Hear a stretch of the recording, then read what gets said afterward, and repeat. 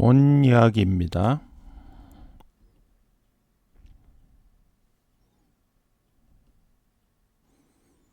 돈, 화폐, 혹은 금전 이렇게 표현하는 것은 무엇일까 생각해 봅니다. 돈의 역할에 대해서는 여기저기 찾아보면 돈은 교환 수단이다. 가격을 말해주는 표준이다. 그다음에 상품을 교환할 때 기준이 되기도 하고 상품 교환할 때 지불 수단으로도 쓰인다. 그리고 돈을 모아놓죠. 가치를 저장하는 수단이다. 이렇게 이야기를 합니다. 돈은 지금까지 어떤 모양이었느냐, 어떻게 발전해 왔느냐. 옛날에는 자연화폐라 그래서 자연물을 그대로 돈으로 썼다. 조개 껍데기를 돈으로 썼다. 가죽을 썼다. 보석, 옷감, 농산물 같은 것을 썼다. 우리가 가치의 기준으로 쌀을 기준으로 이야기하는 경우가 많이 있죠. 농산물을 썼다는 거죠. 그 다음에 금속을 썼다. 금속 중에 좀 비싼 거, 귀하게 여기는 거, 금, 은, 구리 같은 걸 썼고, 요즘은 신용화폐라 그래갖고 금속, 철로 만든 돈을 쓴다든가, 합금으로 된 돈을 쓴다든가, 아니면 종이에 찍어서 쓴다든가 그런 형태의 돈이 있죠. 돈의 종류를 한번 살펴봅니다. 물질에 따라서는 지폐하고 주화가 있습니다. 유행에 따라서는 실물화폐, 자연적으로 나왔던 옛날에 어떤 물건을 기준으로 했던 실물화폐, 대안화폐, 상품권 같은 게 있겠죠. 그 다음에 전자화폐, 모바일로 한다든가 아니면 컴퓨터에 저장되어 있는 것 이런 것들이죠. 실제로 유통되는 화폐 이런 것들이 있고요. 이전에 돈의 진화에서는 실물로 어떤 물건을 갖고 있다. 이 보관증만으로도 돈이 된다. 채권도 있고요. 은행에서 발행한 은행권도 있고, 어음도 있고, 수표도 있고. 이런 것들이 이제 돈의 종류가 되죠. 근데 돈 중에서 제일 중요한 것, 법정통화라고 합니다. 리걸 텐더. 법정통화, 줄여서 법화라고 하는 것은 사전적 정의가 이렇습니다. 법원이 어떤 금전적 채무에 대한 만족스러운 지급으로 인정하도록 요구하는 돈의 형태.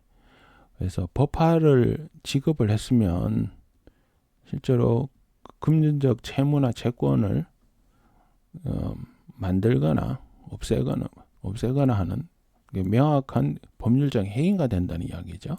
그 법률적 행위로서 작용할 수 있는 돈이 법화다. 근데 이게 다소 헷갈리는 개념이 뭐냐면 피아트 머니입니다. 피아트 머니는 정부가 법으로 통용을 인정했다. 정부가 인정하는 돈이란 겁니다. 그래서 금이나 은이나 이런 것들이 실물 자산에 직접적으로 뒷받침되지 않더라도 정부가 찍어낸 돈을 우리가 피아트 머니라고 한다는 게 되겠습니다. 그래서 많은 사람들이 법화라는 개념과 피아트 머니라는 개념하고 좀 헷갈려 하긴 하는데 조금 약간의 뉘앙스가 다른 거죠. 어쨌든 우리가 보통 생각하는 돈은 피아트 머니가 되겠습니다. 요새 돈의 가치가 떨어진다 그런 이야기를 하면서 옛날에는 금본위제나 은본위제 같은 본위제도가 있었다. 그래서 실제로 금이나 은 같은 게 진짜 돈이다 이렇게 이야기를 합니다. 그럼 본위제도는 뭔지 생각해 봅니다.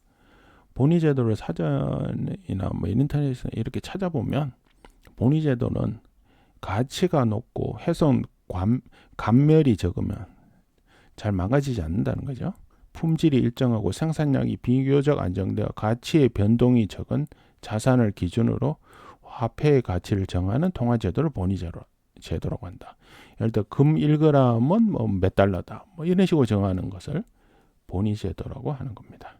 그래서 보통 본위제도의 기준이 되는 물질은 금이나 은, 많은 사람들이 선호하고 비싸다고 생각하는 것들이죠. 가장 가까이 본위제도를 썼던 유명한 것은 1944년 세계 2차 대전이 끝나기 전해에 브레튼 우즈에 모여서 브레튼 우즈 체계란 걸 만든 겁니다. 줄여서 BWS라고 표현도 하기도 하는데요. 좋은 금 1트로이 온스당 35달러라고 달러를 고정한다. 그리고 다른 유럽의 화폐들은 달러에 패깅을 시켰죠. 달러하고 몇 대 몇으로 교환된다. 이렇게 해가지고 유럽의 많은 나라들하고 미국의 달러가 금에 이렇게 고정이 되는 그런 본위 제도를 썼었습니다. 이게 보통 1온스, 그런데 이 온스도 트로이 온스가 있고 우리가 보통 통상적으로 생각하는 온스가 있죠.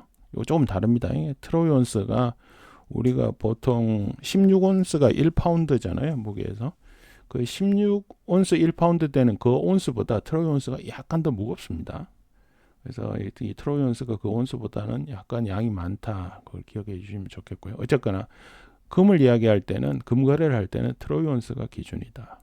그렇게 알고 계시면 되고요. 옛날 브레튼 우즈 체제에서는 35달러였다. 지금 금 1온스, 1트로이 온스에 4,몇백 달러씩 합니다. 그동안 많이 올랐죠. 그러니까 본위 제도 깨지고 난 다음에 달러 값은 떨어지고 금 값은 올랐다. 이렇게 볼 수 있겠죠. 근데 본위 제도라는 것은 실제로 경제적으로 적절한 제도이냐 하는 것이 오늘 이야기의 중심되는 내용이 되겠습니다. 자, 본위 제도가 성립하려면 본위 제도 그 경제에 맞춰서 본위 제도에 해당하는 그 기준 물질이 계속 그 성장하는 경제에 맞춰서 존재하느냐의 문제에 대해서 답을 해야 됩니다. 그럼 경제는 얼마나 성장하냐 이렇게 보겠습니다. 인플레이션이 있어서 그런지 명목, 화폐로 평가하는 경제나 경제나 GDP 성장률은 1년에 5%가 넘습니다. 왜 이렇게 생각하냐면요. 각국의 중앙은행들이 인플레이션 목표를 2% 정도로 잡고 있고요. IMF가 추산하는 그리고 예상하는 세계 경제 성장률이 낮아도 3% 초반의 실질 경제 성장률을 보입니다. 명목은 실질 성장률에다가 인플레이션을 더한 거죠. 그래서 1년에 5% 이상의 성장률을 보입니다. 명목상으로는. 예를 들어 달러로 표시한 경제 규모는 전 세계를 합쳐보면 1년에 5% 이상 성장합니다. 그러면 우리가 72의 법칙이란 게 있죠. 72와 성장률의 비율만큼 해가 지나가면 2배씩 커진다라는 게 72의 법칙이죠. 이자가 가지고 원금의 2배가 될 때 얼마나 걸리냐 이렇게 이야기할 때 간단하게 정확한 계산 아니고 두루뭉실하게 계산할 때 그렇게 이야기합니다. 자, 5%다. 5% 72 나누기 5 하면 14.4가 나오죠.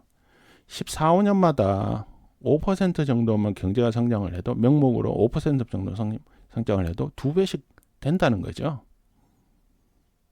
그러니까 화폐는 15년, 10몇 년 지나면 2배 이상 필요하다는 이야기입니다. 그 다음에 이 화폐가 왜 그렇게 필요하다고 생각하냐 하면 경제가 성장하죠. 경제가 성장하면 물건을 교환, 유통, 지급해야 되는 수단으로서 화폐가 화폐가 필요하고요. 화폐 돈이 필요하고요. 그걸 우리가 통화량 M1, M2 그죠? M0도 있지만 M1, M2라고 보면 M1, M2가 이 GDP 성장률만큼 성장합니다. 그러니까 화폐가 M1, M2하고 비슷한 양으로 성장을 할 필요가 존재를 하겠죠. 그래서 M2의 경우에는 마샬 K라는 표현이 있습니다. M2하고 GDP의 비율을 마샬 K라고 하는데 마샬 K가 일정 정도의 범위를 가집니다. 마샬 K가 과다히 커지면 통화 공급량이 너무 많은 것이고 너무 낮아지면 통화 공급량이 적어서 경제에 압박이 있죠. 어쨌거나 이 M1이나 M2가 GDP하고 비슷한 성장률을 보인다 이렇게 생각하면 화폐가 GDP 성장률하고 명목 성장률하고 비슷하게 하면 10몇 년마다 2배씩 늘어나야 되는데 화폐가 2배씩 늘어나야 된다는 이야기죠. 근데 본위 제도를 써서 예를 들어 금이나 은을 썼다. 근데 금이나 은이 10년 좀 지나면 금이나 은이 전 세계에 곱절씩 생기느냐? 실제로 그렇게 생기지는 않습니다. 그 무슨 말이냐 하면 필요로 하는 거에 비해서 금이나 은이 그 본위제도의 기준이 되는 물질이 그만큼 존재하지 못한다는 이야기가 되고요. 그렇게 만약에 만들었을 경우에 다른 문제가 생긴다는 이야기죠. 그래서 정리하면 유한한 양을 가지는 실물 자산으로서 성장하는 경제를 감당할 수 없다. 그래서 유한한 양을 가진 실물 자산을 가지고 화폐를 정의해버리면 경제에 다른 압박이 생긴다는 거죠. 이게 얼마 전에 한국은행 이코스 시스템에서 다운받은 건데요. 1970년부터 최근까지 GDP하고 M1의 비율, GDP 대비 M2의 비율입니다. 보시면 비율이 도리어 더 성장하죠. 그러니까 GDP 성장률보다 M1, M2 통화량은 더 많이 늘어나고 있다는 겁니다. 그래서 여기 앞서 우리나라가 최근에 유동성이 많이 늘어났다는 말도 있는데 이거보다 좀 적다고 하더라도 비율이 일정 수준을 유지한다고 하더라도 통화량은 화폐는 GDP 혹은 경제 성장률 이상으로 필요하다는 이야기가 됩니다. 경제 성장률 기준을 해도 10몇 년마다 2배가 되는데 경제 성장률이 높지 않고 인플레이션도 작을 때도 그런데 만약에 어느 거나 높아지면 2배, 15년이 아니고 10년 안에 2배 이상 성장하죠. 그러니까 본위제도로서는 이 통화량을 감당하기 어렵다. 그렇게 이해할 수 있겠습니다.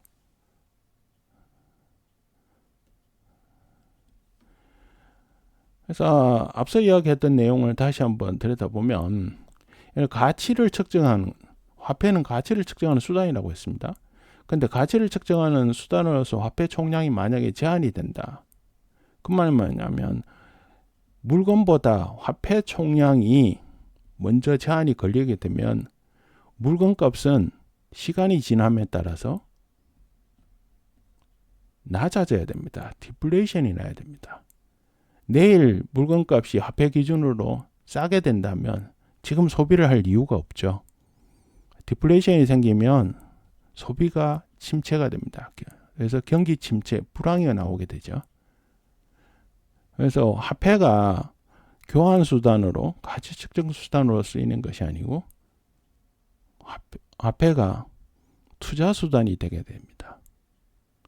그래서 본위 제도를 써서 화폐 총량을 제한하면 경제 총량이 제한이 돼서 경제에 압박이 가해진다.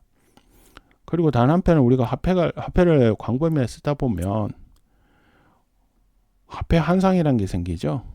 인플레이션이 커져서 실제로 화폐의 가치가 떨어지더라도 화폐의 가치가 떨어져서 내가 가지고 있는 화폐가 실질적인 가치가 낮더라도 화폐의 양이 많아지면 사람들이 좀 더 긍정적으로 생각하죠. 그래서 인플레이션이 높더라도 화폐의 양이 많아지게 인플레이션에 비해서 뭐 화폐로 계산한 값이 약간만 커지게만 해도 경제를 영위하는 사람들은 긍정적으로 생각한다. 그런 게 있죠. 그래서 화폐 환상이 생기게 되는데 화폐 총량을 제한해서 디플레이션이 생기고 이렇게 디플레이션이 생기게 되면 예를 들어 근로자의 임금을 줄이거나 아니면 유지만 해도 되죠. 유지만 하더라도 실제로는 부가 증가하니까 그런 현상이 생기면 전체적인 그 경제를 영위하는 사람들의 행복도도 떨어지고요. 그래서 그런 문제가 생기게 되겠죠. 그래서 이러한 현상을 막기 위해서 경제를 운영할 때는 약간의 인플레이션을 만들어냅니다. 그리고 이 인플레이션을 만들면서 여러 재화가 있을 때 재화별로 인플레이션이 똑같지는 않죠. 그래서 인플레이션이 어떤 건 많고 어떤 건 적고 물론 어떤 건 가격이 내려가기도 합니다. 그렇게 하면서 경제가 재화별로 이렇게 재분배되는 현상, 가격이 높은 재화는 더 많이 생산되거나 이런 효과가 있죠. 그런 것을 위해서라도 작은 인플레이션이 필요합니다. 거꾸로 말하면 인플레이션이 됐다는 만큼 인플레이션이 된 만큼 화폐 가치는 하락합니다. 그래서 경제를 원활하게 돌리기 위해서는 화폐 가치는 지속적으로 하락을 해야 됩니다. 하락하지 않는 화폐 가치는 경제에 도리어 부담이 된다는 거죠. 그래서 다시 한번 이야기하면 총량 제한이 있는 실물 이런 자산은 화폐로서의 활용으로는 좀 어렵다.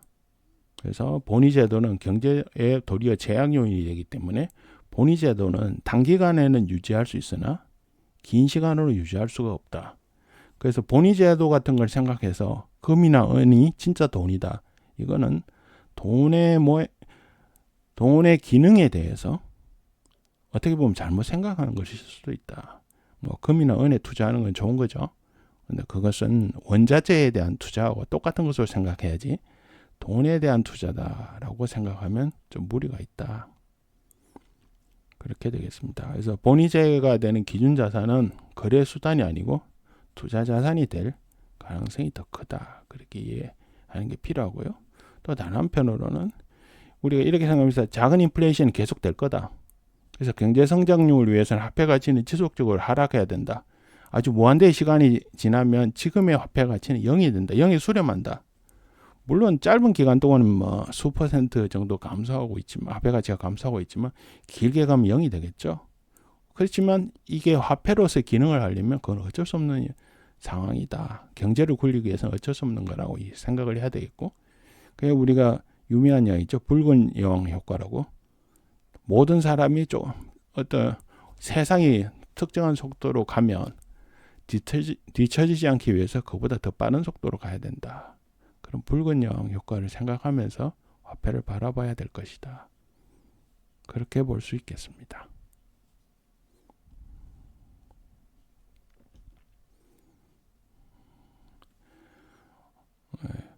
화폐와 본위제도에 대해서 생각해 봤습니다.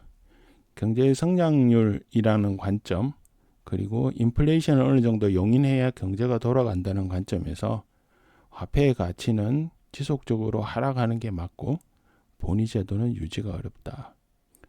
그리고 앞서 언급하지 않았지만 각국에서는 몇 년에 한 번씩 GDP 산정 방법을 바꿉니다. 왜냐하면 새로운 경제 재화가 나타나는 경우에 그 경제 재화를 GDP 산정에 더해주죠. 뭐 예를 들어 이런 겁니다. 뭐 100년 전에는 휴대전화가 없었다. 그 다음에 TV 같은 것도 없었다. 그러면 TV를 생산하는 활동이나 휴대전화를 생산하는 활동은 새로운 활동이고 그거를 통계에 더해서 GDP를 산출해야 되겠죠. 그러면 그건 늘어나는 겁니다. 그러니까 우리가 처음에 생각하지 못했던 만큼 경제는 성장하게 되고요. 그러면 총량은 늘어나는데 화폐도 따라 늘어나야 되겠죠. 그런 걸 생각해 보면 화폐 가치 하락에 대해서 본위제도의 어려움에 대해서 이해할 수도 있을 것입니다. 이상입니다.